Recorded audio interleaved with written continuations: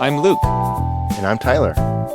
And this is Mixed to Tape, the podcast where we talk about audio, from recording to mastering and everything else in between. We're here to start discussions and help answer your questions. Let's get started.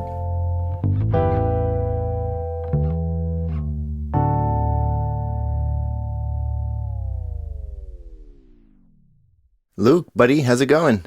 Yo, what's up? Not much. It's been a couple of weeks and a couple of days. We were going to record a couple days ago, but we were both busy. Yep.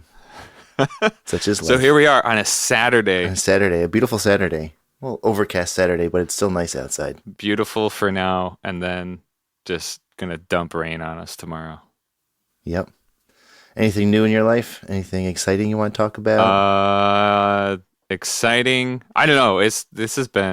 I'm in the zone of insanity where we have like finals coming up for school. All the final webcasts that we're doing are coming and going and have to be processed and uploaded. I'm working the Ithaca College commencement as the front of house engineer, so all that planning has to be done. And I'm going to spend a week like setting all that up and testing stuff, and it's going to be wild. So I have like 2 weeks where I just like going to put my head down and just get through it. Yeah. And then commencement will be over. We're going to tear everything down. And then I'm taking that Monday off and just like sitting. The wife and the kid will be out of the house. The house will be yours for the day. Oh, I'm sure they'll be there. I'm sure they'll be in the house, but I'm just going to sit and be a total scrub. So what's up with you? Not too much. Just a busy week of work. I got 3 yards of compost delivered this morning for our garden. So after we're done here, I'm going to be shoveling some dirt on my Saturday afternoon. Yeah. Here we are recording a podcast on a Saturday afternoon, and then you get to shovel compost. Yeah. It's not like super stinky compost, It has, but yeah. I'm probably going to edit this as soon as we're done. So that's how I'm going to spend part of my Saturday. It's kind of like shoveling compost. I was going to say, you're also shoveling dirt. Just moving the dirt around. Yeah. Putting some here, taking some out. Yeah. Putting it over there. Yep. Okay. So we thought we'd do the same format as last time. Yeah, let's do it. That was fun. I enjoyed it. Yeah, I did too. So we're going to start again today with another exciting episode of In Case You Missed It. Tyler, get us kicked off. In case you missed it, some 300 musicians are lobbying Congress for ticketing reform. Prominent signatories are Duran Duran, Fall Out Boy, Phineas, Green Day, Nile Rodgers, and many others. The artists are asking the Senate Committee on Commerce, Science, and Transportation to help fix problems by supporting the Fans First Act. And that focuses on 3 priorities, which are ticket sale transparency, customer protection, and stopping bad actors. So I would be all for that. Stopping bad actors we're talking about like the scalpers, I guess. Scalpers, yeah. The scalpers. Scabbers. That's something different. Yes. Scalpers. Scalpers. That's a huge problem. Yeah, I know. It's like you can't even buy tickets now for anything less than 3 figures. Yeah, I guess depending on what you're going to, but yeah, for sure. Me and my wife just got tickets to go see Cat Power in UPAC, or at UPAC, and we got tickets for $90, I think, orchestra seating. Okay. Dead center, halfway back. So, didn't break the bank. Yeah, we were able to get like Regina Spektor tickets here in Ithaca, and that wasn't bad. But yeah, it's like, I don't know, these, Taylor Swift tickets will go on sale or something, and it's like the price will shoot up from like $100 to like $500 for the same spot overnight. Probably even shorter than that. I mean, probably within a few hours, I would imagine. Yeah. Yeah. Who was it? Wasn't it like My Chemical Romance really kicked off that whole like Ticketmaster thing a couple months ago or a year ago? I don't know. I don't understand time anymore. It was recently. It was after COVID. I guess I'll keep going. Speaking of Taylor Swift, she just dropped her new record, Tortured Poets, which became the first album to get 1 billion streams on Spotify in a single week. I'm not a Taylor Swift fan, but that's impressive. I must say. That is so many streams. I mean, that's like from here to the moon and back like 5 times, right? Yes, that's how length is measured. Well, in time, yeah. I mean, how long is a record times a billion? Yeah. I'm going to do that math later, and I'll get back to you on it next week. Well, it took the Apollo astronauts 4 days to go one way. So is this 1 billion streams per, like, are we counting each song, or is this the whole album played through? I don't know. It's a great question, Luke. I can get back to you on that next week also. All right. How much money did she make off of this? It depends on who you ask. All right. If you're asking Snoop Dogg, he says that he received 45,000 for reaching 1 billion streams. But if you do the math, the payouts are about 0.005 to $0.003 per stream. So that would be more like $3 to $5 million that she made from 1 billion streams. That's still kind of, I don't know, Yeah. piddly. Yeah, it is. Yes. For Taylor. Yeah. Wow. Yeah. That's amazing. All right. Well, so in case you missed it, the Tony nominations are out. And some of the nominations, it would seem, scratched a few heads. The show Hell's Kitchen got 13 nominations. I will confess, I've not seen or heard of Hell's Kitchen, despite being a quasi musical fan. Yeah, I hadn't heard of this one. I guess I need to get my head out of the sand. The Notebook, which I have heard a lot about, actually only got 3 nominations and was noticeably not nominated for Best Musical, although some of the actors all got nominated. I also noticed, I don't know if this is frequent or not, maybe I need to pay more attention to the Tonys. There were a lot of celebrities, like Liev Schreiber and, I don't know, a bunch of others that were all nominated. That felt higher than I was used to. Oh, interesting. Anything else that you want to talk about that, or? Oh, sorry, that was it. That's pretty much That's okay. In case you missed it, all Sam Ash stores are closing. Effective May 2nd of this year, 2024, all Sam Ash Music store locations will begin store closing sales. Just celebrated 100 years of business as well, so they're going out with a bang. Will there be an online presence at all, or are they completely going up? There's no online presence. They're done. So they're done. Yeah. That's incredible. When I worked at Guitar Center, Sam Ash was our number one competitor. I worked at the location in Queens, and the number of times that like somebody would come in and be like, "Do you have this thing?" "No, we don't have that thing." They're like, "I'll just go to Sam Ash." Right. You know? And I used to walk by there all the time. They had so much stuff. Wow. Crazy. Yeah. That's incredible. Yeah, that is incredible. I guess there are now enough musicians and they don't need instruments That's it. anymore. We're all done. That must. Yep. We're all. All the music has been written. Speaking of musicians, in case you missed it, Richard Tandy, the head keyboardist of Electric Light Orchestra, has passed away. He was originally the bassist for ELO starting in 1972, which, if you're doing the math, was a long time ago. He eventually became a full-time keyboardist. We were talking about this earlier, and all I can think about is the Spinal Tap. The keyboardist, after the bassist leaves, the keyboardist says, "Yeah, I got the 2 hands." He was the keyboard player for ELO for almost 50 years, which is really impressive. You know what would be more impressive? If it was for 100 years. That's true, but that would probably make him like 120 or 130.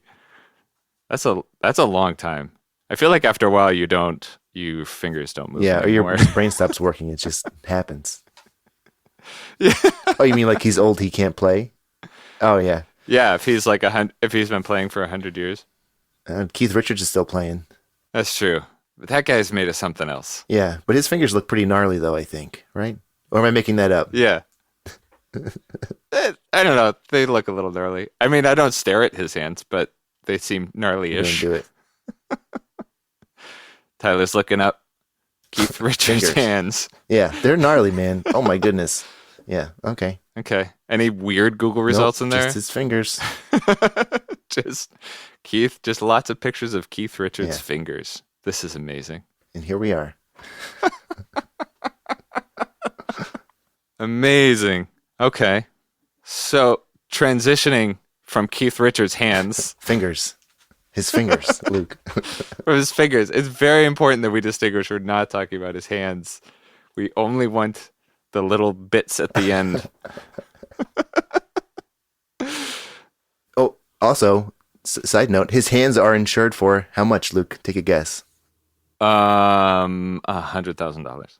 Keep going. Keep going. $100,000? $5 million. No, $1.6 million. 1.6 million. What does that I don't mean? know. I guess if like his hand gets If he cut gets off, he his gets a payout of $1.6 million. so like when Keith Richards is done, He's gonna cut his hands off. he like he's gonna take a hammer and he's gonna get that he's gonna get that payout. He's gonna take up carpentry. You know. Yeah. No, that's called insurance fraud. He's gotta hire somebody. No, this is terrible. Okay. Transitioning from Keith Richards' fingers and however long we have left of them on this planet. Today, we are going to talk about intern do's and don'ts. This was a callback to our first episode, which was about like securing your first internship and things to look for at internship, like red flags and green flags. We thought we would talk a little bit today about what you can do as an intern to make sure that you stay an intern and to make sure that people want to hire you. Yes, and hopefully get hired, get a hired position, and not be Yeah. an intern forever. Yes. Yeah, which we did say before was one of our red flags. I feel like if you're an intern for longer than 6 months, I think even short. I mean, I think more than 4 months at this point is yeah. gotta start asking questions. Yeah, I don't think it's unreasonable to start having that conversation. And if their boss doesn't want to have that conversation, then that's red flag number 2. Right. So, Tyler, what are 3 things that you would tell an intern to do? What are 3 things you are looking for in an intern that To would make do? you go, yes, this is a good intern. Number one is be punctual. Right. Be on time. Be on time. And like I was always taught, early is on time and on time is late. So show up to the gig early. How early is early for you? I don't know if the studio opens up at 8 o'clock. Plan to get there 10 minutes before. Okay. Be waiting there before the person who has the keys to open up the studio. Because once that door's open, you're starting work, right? Yeah, theoretically. Number 2 would be if you're not sure, ask. If someone has given you a task to do and you're uncertain if you're not clear on the instructions, just have them repeat it or be like, hey, is this what you want me to do? Make sure you both have the same expectations. Put in the extra time and do your homework. I'm not saying to stay at the studio, for 6 hours after your shift has ended, but, when you're home, go look up, get the console manual and learn how the console works. While you're sitting on the toilet, you could do that. Do a little reading there, read manuals.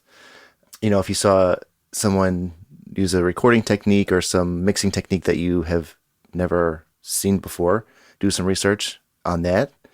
And you know what? If you stay for a little bit after your shift, it's not a terrible thing. If the session's breaking down and you want to help out for another half hour wrapping cables, I think that's also good to do. Especially if there's a chance for you to learn stuff. Yes, exactly. I feel like I learned a lot breaking down sessions with assistants and GAs or PAs, whatever you want to call them these days. Yeah, just be like, hey, this is what I learned. They'll open up to you and tell you what they learned on the session or a mistake they made that they will never do again. Yeah, and you stay late. It signals that you're interested. Yeah, And you're invested in this. You're not just like going to put in the time. You actually like want to learn stuff, and Yeah. that sends a signal to assistants that Yep. like, hey, you are worth my time. right. I will take you under my wing. Yeah, yeah. What about you? Do you have any dues? Yes, I do. I have a very long list of things pieces of advice I would give to all of our interns on the first day that they came through Avatar. I'm looking through them and thinking of how I can like summarize a lot of these for dues. I think one of the biggest ones for me, and I know for us at Avatar, and I know that this will apply more broadly, Doing everything as if it should have been done 10 minutes ago was one of my favorites. Yeah. Being proactive. Being proactive and like doing the thing that you're doing as quickly and as efficiently as possible. Yeah. Really like drilled in that mindset that translated really well for like when you are in the studio, when you're in the control room doing the work, you're thinking about how fast and how efficiently you can do this task Yeah. that's in front of you. Because 9 times out of 10, when you're in the recording studio, the thing that you're doing actually should have been done like 10 minutes ago. Yeah, right. Those are valuable. Those minutes are valuable too. Yes. Yes, that's another way to put it too. Asking questions was, I think, one of the most important, another like really, really important aspect.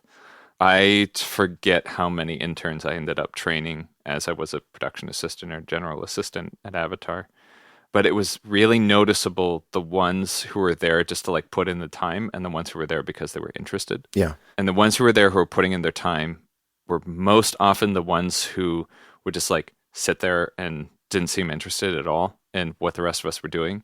Even if sometimes the things we were doing were sort of mundane, it was like the interns who were really interested in doing the best they could at the studio were the ones who were interested in like every single aspect of the studio, from all the way from the cleaning all the way to, you know, to microphones and things like that. So like learning how to ask questions similar to that, being like proactive with getting feedback about your performance.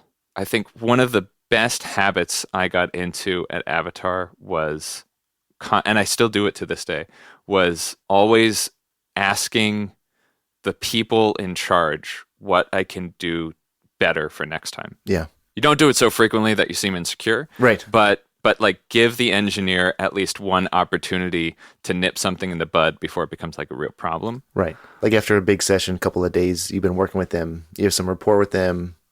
Yeah. And I did that with a few engineers, and it's just like our relationship just like was great after that. Because, you know, they had a chance to address something, and I gave them an opportunity to. Yeah. I do that after each season of Sesame Street. I work with the same supervising like post mixer, and I say, what can I do better for you? What will make your life easier? You know, because he gets my music mixes, but then he gets all the dialogue, he gets all the sound effects. You know, he's dealing with the post department a lot. So if I can make his life a little bit easier, I'll do that. Yeah, that's something I still do now. I've been doing audio for 15 years, and I'll still.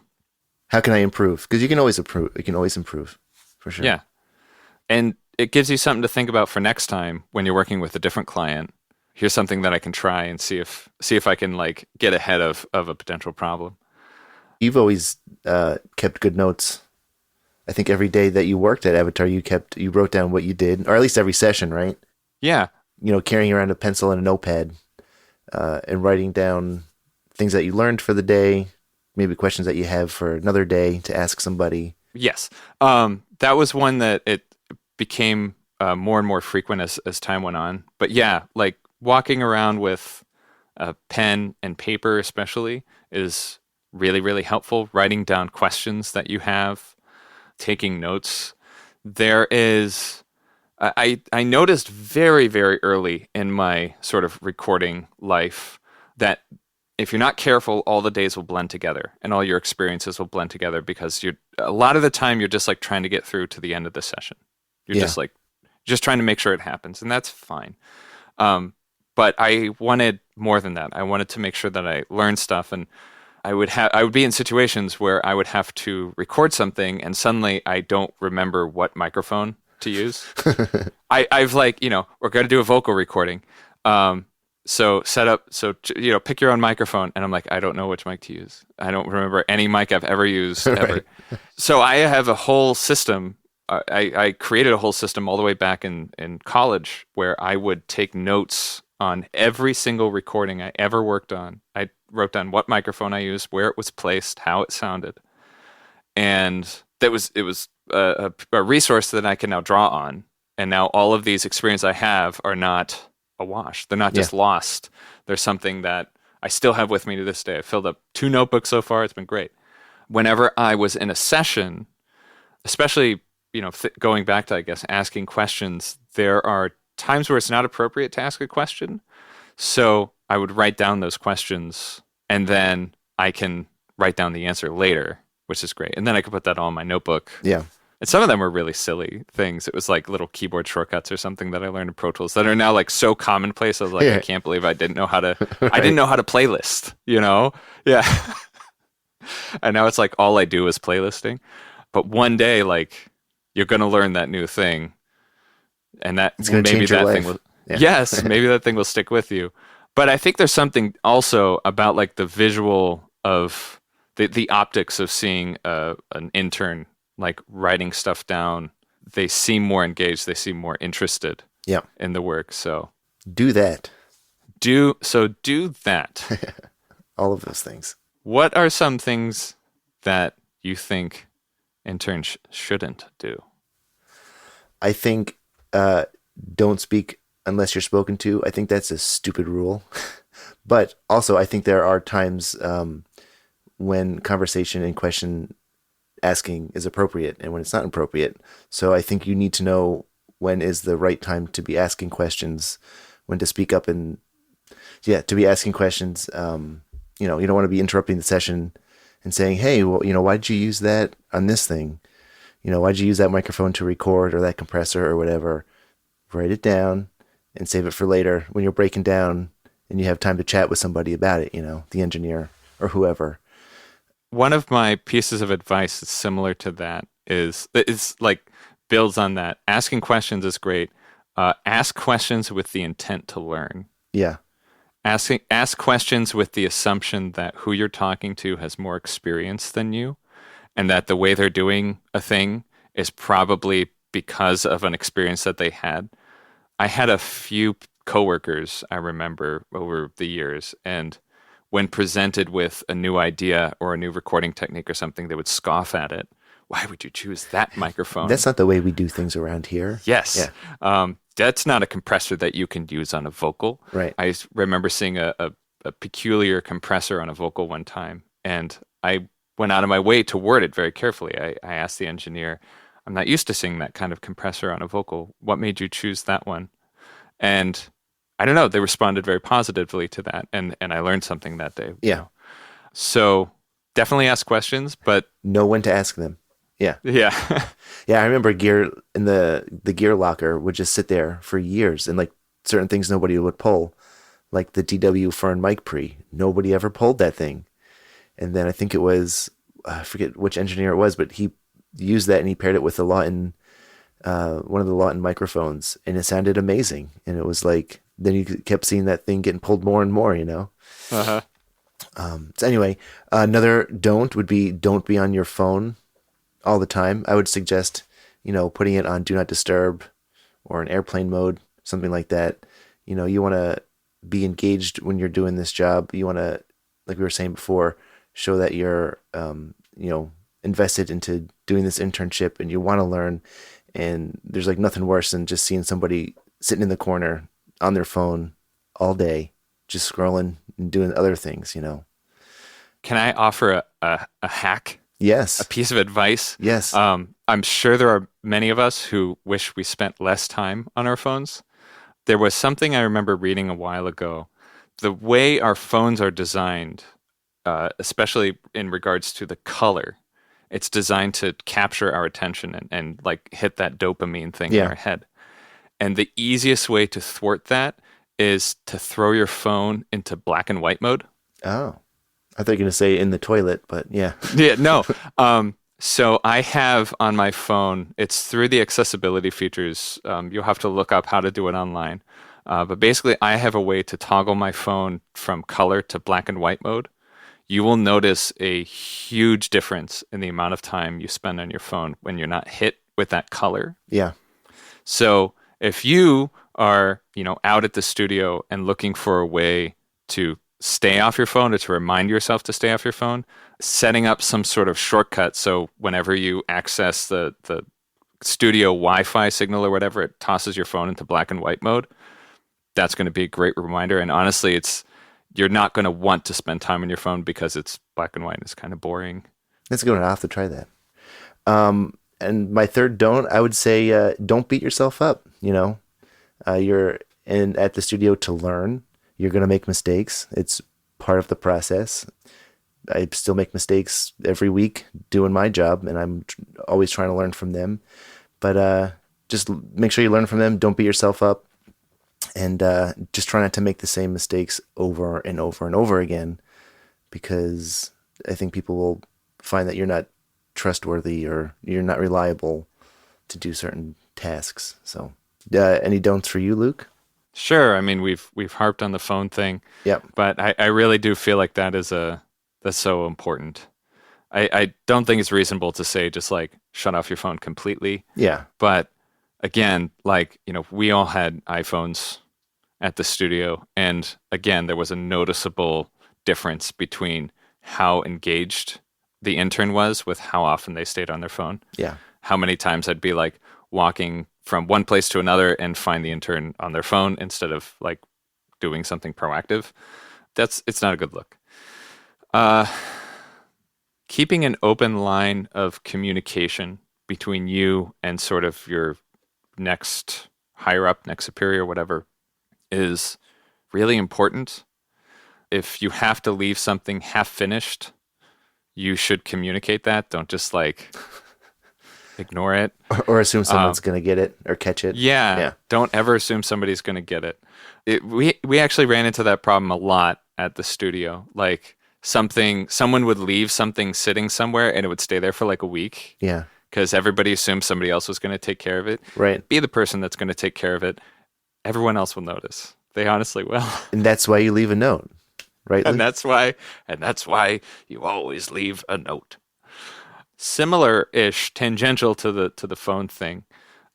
Be mindful of the picture policy and the social media policy at the places you're working. I would say, for the most part, I think the safe bet is don't post stuff online. Don't do it. It's like, it's the fastest way to get into trouble. You don't get anything out of putting things online, especially as an intern. So, like, there's a whole lot of reasons not to do it and not many good reasons to do it other than like the internet points, the dopamine hit you get from all the likes. For the most part, I would just advise don't take pictures, because sometimes there are security reasons not to want to do it. There are very often privacy reasons, especially now where there's such an assumption that if somebody else takes a picture of you, it may or may not be posted online. Don't put a client in that position where they're going to be all weird around you now, where there are security reasons. We had situations where people would book into studios in the city and they were stealing gear by posting pictures of the mic locker or the gear locker where you work. It allows thieves potential ins. And and then there's of course, the bigger clients will have like NDAs and things like that. Assistants and engineers and producers will sign the NDAs, but 9 times out of 10, no one will make the intern sign an NDA. Yeah. You still violate the NDA, Right. as an intern if you post a picture like that. So stay away from it. I really only began taking pictures. I really only began being comfortable taking pictures when I was like an assistant and I would notice like the engineer and the producer already doing it. Yeah. And even then it was like I wouldn't post anything online ever. Yeah. I rarely did that. Yeah. Now whenever I post things online, it's like pictures of microphones. Yeah. Yeah. I would take pictures of like setups, like after the session was done. If it was a preset session, I'd take pictures of like the drum setup, or I remember this one time, oh my God, what's that guitar player's name? He has the orchestrion. What's his name? Jazz guitar player, world famous. I mean, I'm thinking Pat Metheny. Pat Metheny, yes. Oh my God. So Pat Metheny, he has the orchestrion, right? Is that what that machine is called? Do you know about remember. this? No. It has like all these instruments, and he could trigger all these different instruments, like jugs. It has like tuned jugs. Like doot doot. Yeah. Like different types of guitars, all set up with MIDI that he can control and play this thing called the orchestrion. I remember like taking a video of that whole thing, and I was just fascinated by the whole setup of this thing. I'll send it to you. Yeah. But yeah, so yeah, after the sessions, taking pictures, I feel like that's okay. Keep it in your own personal photo album. Yeah. Oh, I'm just reading something that you have about practice time. Varies from studio to studio, but our studio was very strict with practice time, and they would only kind of pretty much allow you to go into the rooms with, your tone generator or your, pink noise generator and patch that around and learn how the console works, which is helpful. But I was working at the studio for a while, and I was just like, you know what? I'm gonna bring my buddy in, and I'm gonna record some stuff, and I got busted. Scandalous. Scandalous. Which I mean, I think the practice time should have been more open, and we should have been able to do that stuff. But I retaliated, and I got caught. So don't do that. Yeah. I was there. I had been there for a few years, so I felt like I couldn't get caught, or I didn't care, or whatever the reasoning was, whatever, whyever I justified it. Then you just kind of look a little less trustworthy, to the manager and stuff like that. But You played the game. I did. Yeah. I got caught. You got caught. One thing so the way I got around the practice time pink noise thing, of course, listening to tone and listening to pink noise after more than like 10 minutes, Yeah. you'll lose your mind. Yeah, so the way I got around that was I would play music, but I would play music out of a speaker, Hmm. and then I would set up microphones to record that, and Yeah. then I was kind of able to simulate a very basic recording setup where I would set up a close microphone and a far microphone, something that like it was really obvious which was which. And then I could experiment between sending one thing to one place and one thing to another place, or two things to one place. And so that's the advice that I give to a lot of students now, is that same kind of thing. If you don't want to record somebody else in the room, having somebody in the room, there's pressure to it. Yeah. There's a pressure to perform and to do things well. And sometimes taking that pressure off your shoulders and allowing yourself the luxury of, let me really dig into this and figure this out and spend like 2 hours trying to figure out how to get the headphone thing set up. Right. There's a real bonus to that. Um, that being said, also, yes, having a drummer in the room and having to, get all those mics set up and get them all routed, get the headphones set up, and like there's somebody else in the room, so you want to do it as fast and as well as possible. Yes. Experiencing that pressure when somebody isn't paying is a really, really great experience, and I wish we could have done more of that. Yeah. It's realistic. I mean, it's like Yeah. you're still feeling the same pressure no matter what, Yeah. because you want to perform at the highest level that you can perform at, and you want to do the best job that you can, even though it's for your friend and you're doing it for free or just for fun. Yeah. Yeah. The bonus of this system is if everything goes completely haywire, the studio doesn't lose face and you don't lose a client and a bunch of money. Yeah, or you don't get fired or whatever. Yeah, you don't get fired, which is exactly what we're trying to help prevent. Right. I think those are really my biggest do's and don'ts is be proactive, be interested, be engaged. Yeah. I'd like to add one more thing. Be presentable, don't show up to the studio looking disheveled, smelly, Yeah. So just come in clean. You don't have to be wearing a suit, though we did have interns that wore suits every day. God bless him. God bless him. He's doing good. He's doing good. But yeah, just, be clean. And smelly goes both directions. It's like, don't wear so much cologne that you like fill up a room. Right. Right. So yeah, that's the last thing I think I'd like to add. You reminded me, I did have one more small one. I think a lot of, one theme, at least I kind of like to harp on, is being self-sufficient is a real boon in this industry. Yeah. The more you know, the more of a Swiss Army knife that you are, the bigger an asset you are in the recording studio. And one thing that is pretty easy to work on is being physically self-sufficient as well as mentally. I always advise, new students, you don't have to be a gym rat. Yeah. You don't have to go to the gym like 6 times a week. You don't have to be able to like bench like a billion pounds. You don't have to run a 5-minute mile, but just like doing a max set of push-ups in the morning, Yeah. like doing some really basic exercises. There's some like fantastic, like simple hit exercises that you can find on YouTube for free that you can just do in the mornings will make it easy for you to, lift 50 pounds over your head. Yeah. And just like that, like now you're an asset. Yeah. Because not only do you know all this stuff, but you can also like lift the heavy things and get it set up. Yeah. Yeah, I would agree with that. I was never one to spend time in a gym, but when I lived in the city and I worked at the studio, I rode my bike mainly for financial reasons. I was like, I'm not going to spend $100 a month on the subway and be stuck in the subway. So I'd bike. It was 8 miles each way. So every day I'd ride 16 miles, and that was the way I stayed in shape. It was great. Yeah. For the most part, I would do push-ups and I would go running. Yeah. That was always my favorite workout. Some people don't like running. That's okay. That's why I advise the HIIT stuff, because it's like you still get that cardio, but you get the leg workout and stuff too. Plus, you stave off those all the potential injuries that will come. Everybody complains about their backs in your their mid-30s. Yeah. It's like, what the heck?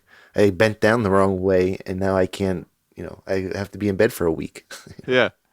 I don't know. I'm honestly, I'm doing okay. Good. I can improve, but I'm doing okay too.